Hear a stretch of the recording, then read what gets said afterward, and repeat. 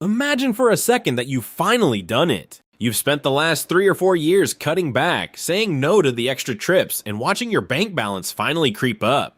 Maybe you started at zero and now you're sitting on $30,000 or $40,000. By most objective standards, you are doing great. But then something strange happens. Instead of feeling the massive rush of freedom you expected, you feel a bit stuck. You look at that $40,000 and realize that while it's more than you've ever had, it's not exactly retire on a beach money. It's this awkward middle ground where you have enough to lose, but not enough to feel truly powerful. And because of that, your progress starts to stall. You find yourself earning more than ever, yet your net worth seems to have hit a glass ceiling. My name is Tom, and I spend way too much time thinking about the invisible psychological barriers that keep us from financial independence. If you're someone who feels like you've hit a plateau despite doing all the right things, consider subscribing if this video helps. Most financial advice focuses on the beginning, how to save your first $1,000, or the end, how to live off a multi-million-dollar portfolio. But nobody really talks about the messy middle and specifically the real power of having cash that isn't just about the interest it earns. Let's break this down by looking at how I would actually manage a situation like this. Suppose I'm earning $70,000 a year after taxes. I've been disciplined and I've managed to pile up $50,000 in a high-yield savings account. At this point, the standard advice tells me to just throw it all into the stock market and wait 30 years. But if I do that, I'm ignoring the psychological reality of what that cash represents. If I take that $50,000 and lock it away, I am back to living paycheck to paycheck emotionally. I have zero margin for error in my daily life because I've optimized my money away. This is where the plateau happens. Because I feel restricted, I start to experience burnout from the aggressive saving. I might start self-sabotaging with small impulsive purchases because I'm tired of the grind. Now, let's look at a different path I could take. What if I decide to keep $20,000 of that as a pure cash buffer, not an emergency fund for a broken water heater, but what I call opportunity equity? If I have $20,000 sitting there, my risk tolerance for my career completely shifts. If I'm at a job that I dislike, but it pays me $6,000 a month and I have zero cash, I am a slave to that $6,000. I can't speak up in meetings, I can't negotiate for a raise with leverage, and I certainly can't quit to find something better. But if I have that cash, I can walk into my boss's office and act from a position of strength. The return on investment of that cash isn't the 4% or 5% interest the bank pays me. The return is the $20,000 raise I might negotiate because I wasn't afraid to lose the job.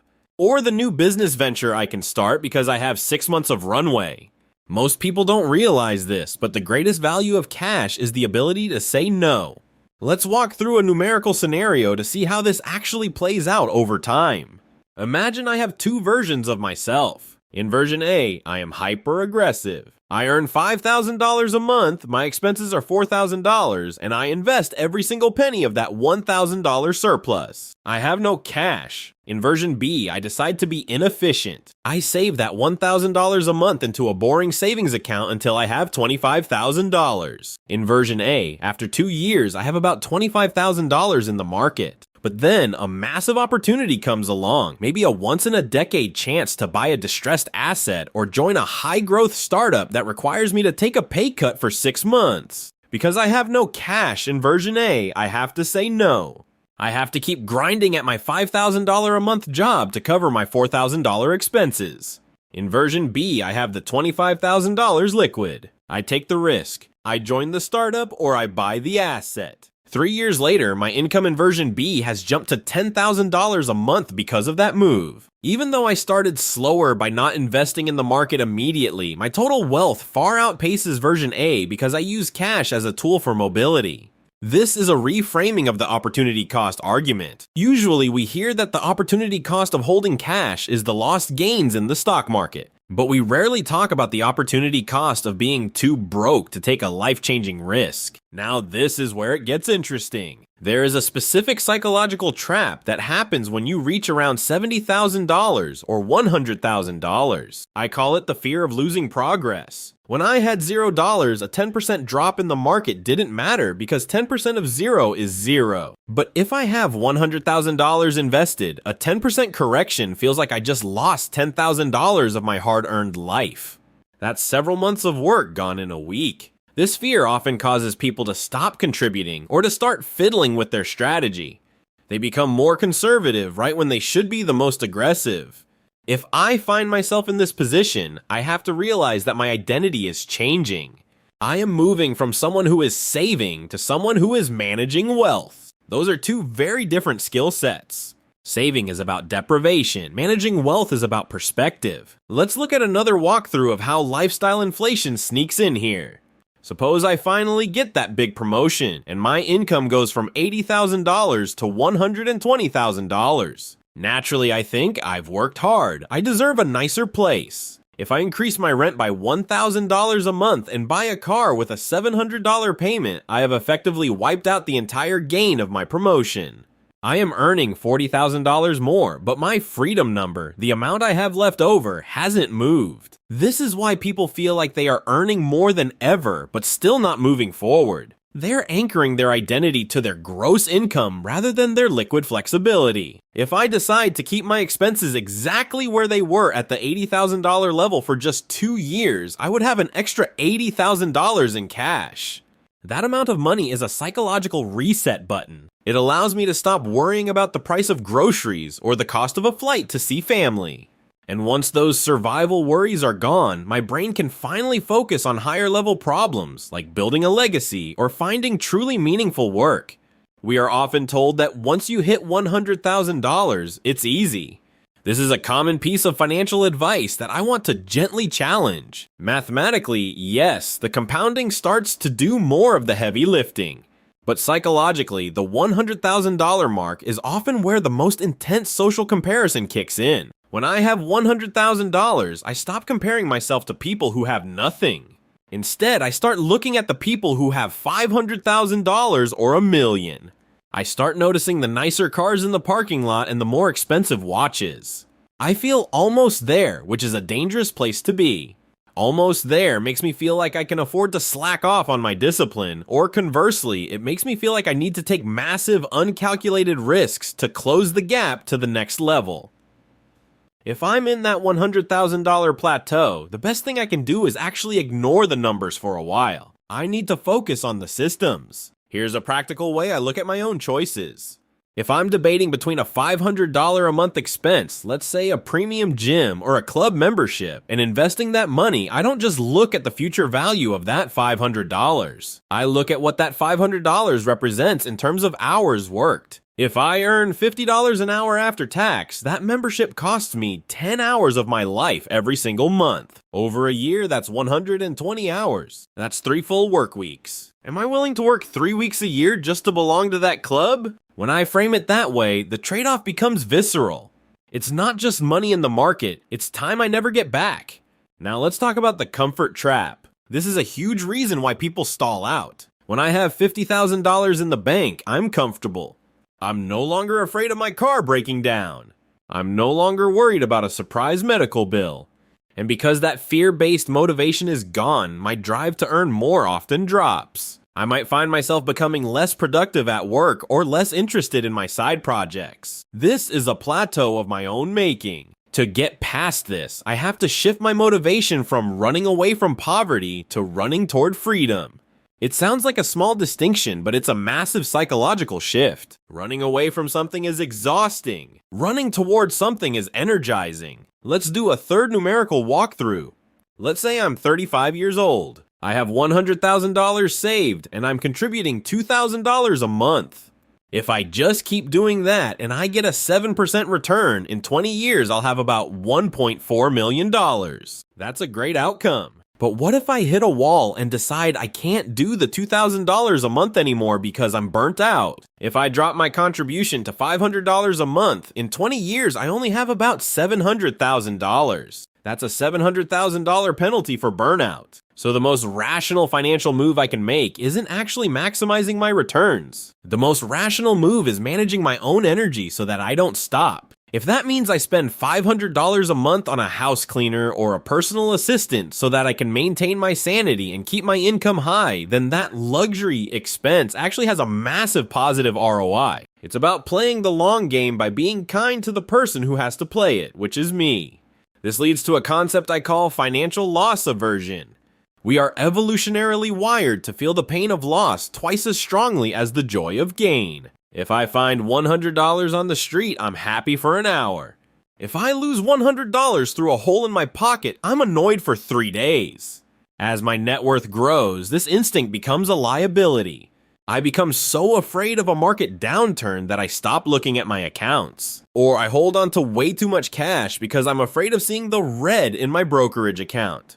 To combat this, I try to separate my survival money from my growth money. My survival money, that $20,000 or $30,000 in cash, is there to keep my lizard brain calm.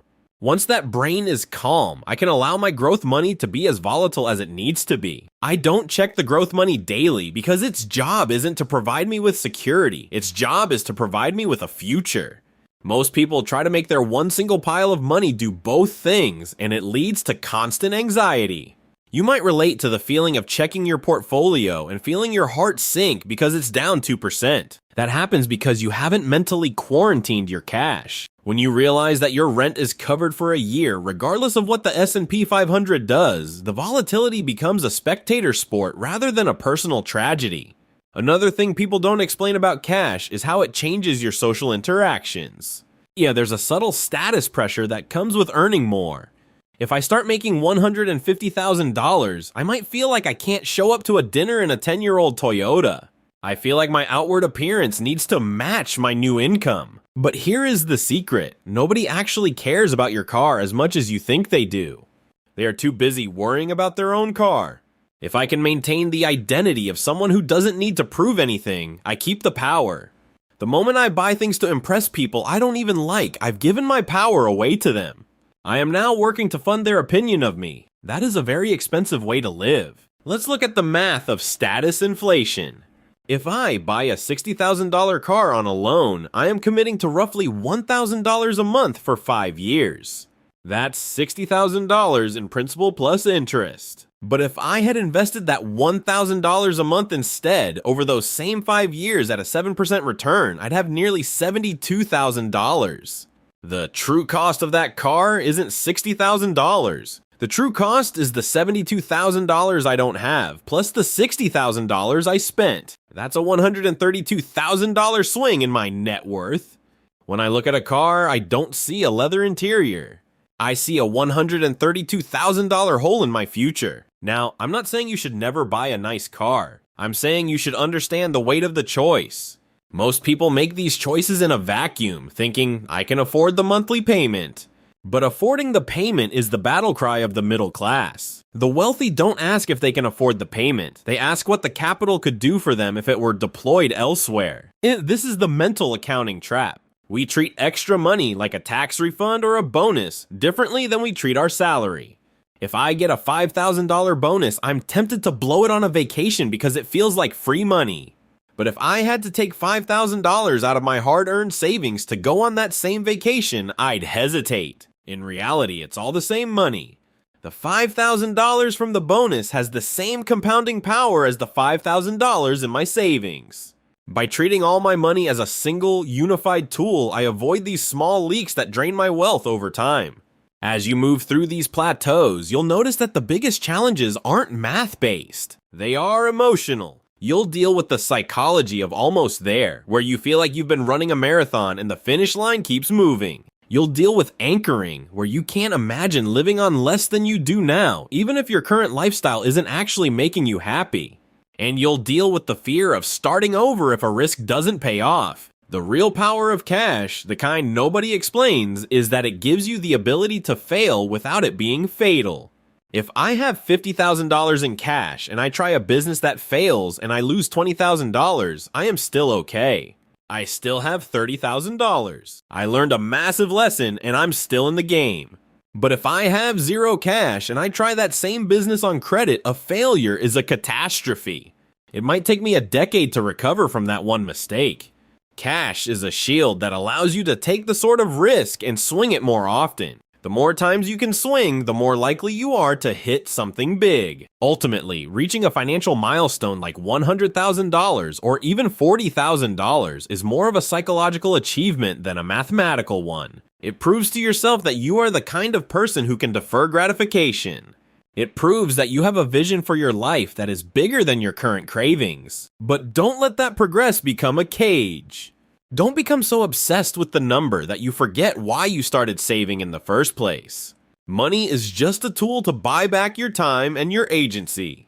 If your $100,000 is making you more anxious and more afraid, then it's not serving you, you're serving it. Take a breath and look at how far you've come. If you're stuck at a plateau, it might be because you're trying to use the same mindset that got you out of debt to get you into wealth. But those are two different journeys. Getting out of debt requires intensity and restriction. Building wealth requires patience, strategy, and a healthy dose of self-compassion. I'd love to hear where you are in this journey. Are you at that first $10,000 mark, or are you feeling the middle ground blues at $70,000? Drop a comment and let me know. It helps me figure out what topics to dive into next. And if this perspective on the hidden power of cash resonated with you, I'd really appreciate it if you hit the like button and subscribed. It tells the algorithm that this kind of thoughtful, long-form conversation is worth sharing. Managing your money is a lifelong skill, and the fact that you're even thinking about these layers puts you ahead of 90% of the population. Keep going, keep adjusting your systems, and remember that the goal isn't just to be rich, it's to be free. I'll see you in the next one.